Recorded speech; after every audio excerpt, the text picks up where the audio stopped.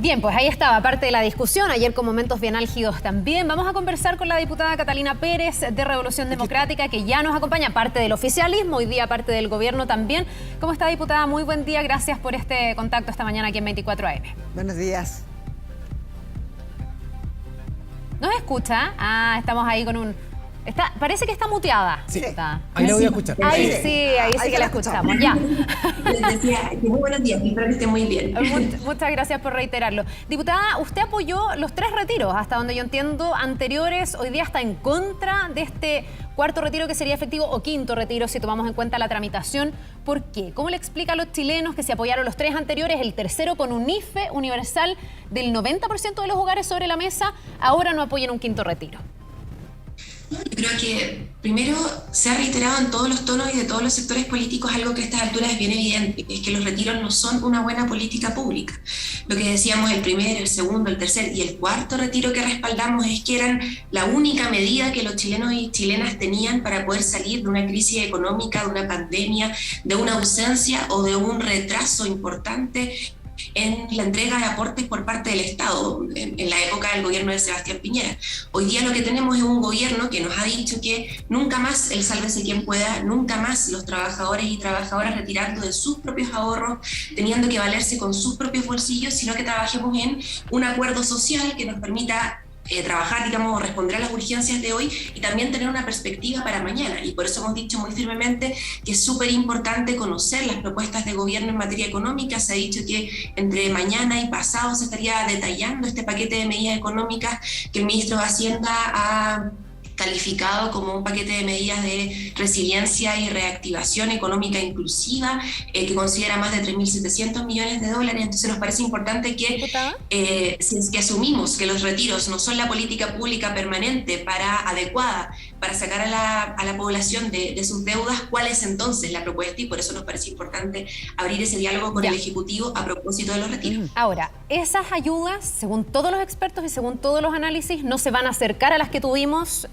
cuando estábamos discutiendo el tercer retiro, que insisto, era con un 90% de ayuda universal para las familias en Chile. Por lo tanto, hacerlos competir seguramente, no sé si es el gran argumento, porque las ayudas no serían superiores a las que hemos tenido antes. Y muchos chilenos se preguntan cómo enfrentar esta vida que se ha ido encareciendo. Y muchos también se preguntan si al final este cambio de discurso no tiene que ver con la guitarra, con que cuando uno está en el gobierno tiene otra perspectiva de las cosas y la responsabilidad supera incluso a los afanes electorales que vimos en los retiros anteriores. No, a ver, yo creo que primero, efectivamente, no puedes poner a competir económicamente un retiro de fondos de pensiones, que es una suerte de bono entregado de forma directa a los trabajadores y trabajadoras, con una política pública permanente. Pero sí creo que tenemos que ponerlos a competir en términos, quizás competir es un mal término, pero ponerlos a dialogar, digamos, en términos de perspectiva, de responsabilidad de mediano a largo plazo y también en términos de cómo se responden a las urgencias. Yo creo que si a los chilenos y chilenas les comentamos también de que si efectuamos este retiro, el 50% de las mujeres se quedan sin ahorros previsionales, nadie podría negar que tenemos un problema hoy y que además tenemos un problema en el futuro. ¿Diputada? O que el 45% del total de los ahorrantes se quedaría también sin fondo. Entonces, todos los sectores políticos han reconocido que es una mala política pública. El punto es cuando alguien se pone los pantalones, se pone la falda y asume que hay que crear entonces una solución nueva. Y eso es lo que yo espero que el gobierno entienda, considerando que tenemos un gobierno con una nueva mano, con una nueva disposición incluso a terminar con las AFP y crear un sistema de seguridad social real. Ya, diputada, pero en este cambio de escenario, ¿no? El cambio de discurso, de acuerdo a los argumentos entregados por usted de la respuesta anterior, ¿está alineado el oficialismo con eso?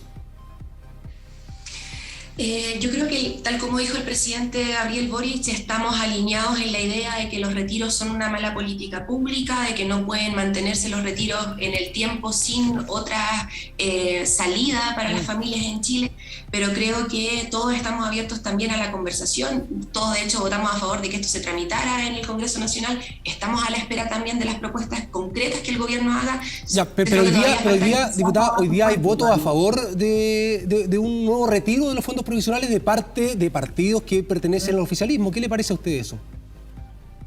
Yo creo que ahí cada uno de los partidos que ha señalado aquello tendrá que responder, digamos, por sus parlamentarios, los parlamentarios explicar aquello. Nosotros hemos sido muy claros en reiterar la idea permanente de que esto es una mala política pública, advertir las consecuencias que puede tener para el futuro y buscar soluciones alternativas, que creo que es lo que responsablemente debiésemos hacer desde todos los sectores políticos, más aún cuando somos gobierno hoy día y tenemos la opción de ofrecerle a los chilenos y chilenas otra alternativa de fondo. Creo que el atreverse a dar ese debate de fondo es parte de lo que tenemos que empujar.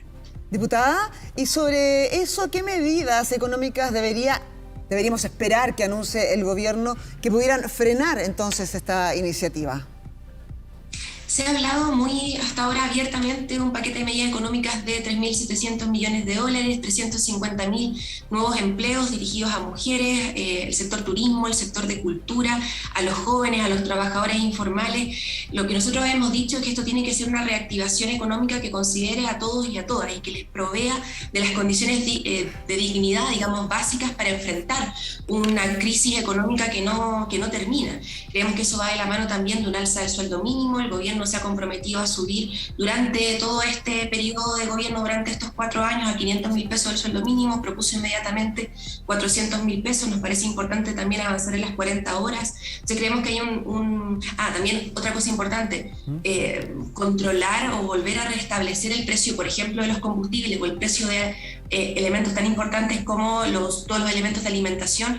También creemos que es relevante en términos de reducir el costo de vida para los chilenos y chilenas en un escenario de enorme inflación que ya se ha anticipado podría alcanzar los 2 dígitos. Entonces, por un lado, reducir el costo de vida de los chilenos y por otro lado, generar empleos e ingresos permanentes mediante, por ejemplo, el IFE laboral, nos parece que van en la línea correcta, pero todavía tenemos que conocer cuáles son las medidas concretas que van a componer este plan de más de 3.700 millones de dólares, 1.3% del PIB, que me parece que el gobierno ha anunciado. Claro, diputada, son millones, ¿no? Chilenas, chilenos que están expectantes ante ese plan de medidas económicas que tendrá que entregar el gobierno, también muy expectante respecto a la discusión en la Cámara de estos proyectos de ley para retiro de fondos provisionales, porque ha subido absolutamente, podríamos decir todo. El pan, lo veíamos ayer con el aceite, pollo, la carne, en fin. Mira, mucha atención, queremos seguir conversando con usted porque nos afecta el bolsillo, les afecta el bolsillo a ustedes que nos ven y escuchan en estos momentos.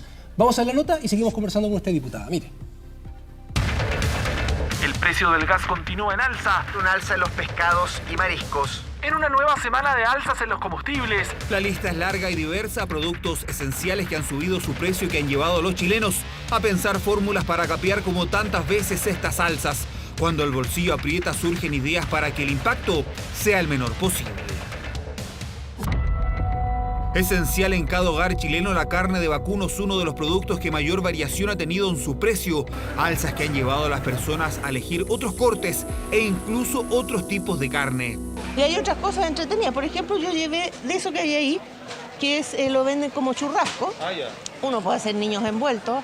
Puede hacer milanesa. Lo que son los cortes de carne gruesa, los cortes de primera han subido un cierto porcentaje. Ahorita la gente de a pie está buscando alternativas, está empezando a llevar cortes delgados, pues, como opción. Están yéndose más hacia los cortes como guachaloma, sobrecostilla, punta paleta, cortes de un precio más asequible, pues.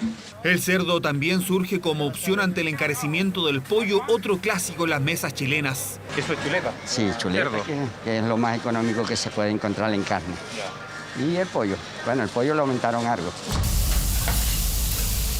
Otro producto esencial, el aceite del que ya hemos hablado, no para de subir su precio. Algunos ya piensan en decisiones radicales. Que los comamos la ensalada sin aceite, pues. Ahora las comidas. Es que se le hacen aceite, como antiguamente. Tenemos a 11.000 el Maxi Free de 5 litros y a 21.500 el de 10 litros.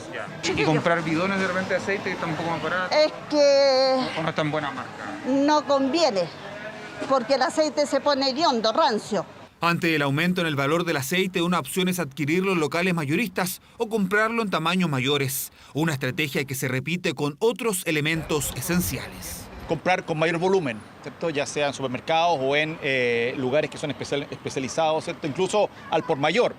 Y de esa manera, ¿cierto?, se estoquean o se reparten, ¿cierto?, esa compra entre varias personas y terminan pagando menos al final, ¿cierto?, si compraron una sola unidad. Locales mayoristas que han visto cómo la gente también compra más detergente, que ha tenido un aumento importante en su costo. 2.590 pesos un detergente bueno. Sí. Que vaya a encontrar detergente a 1.900 pesos, pero si hablamos de calidad, 2.500 para arriba. Estaba barajando ahora y conviene mucho más acá.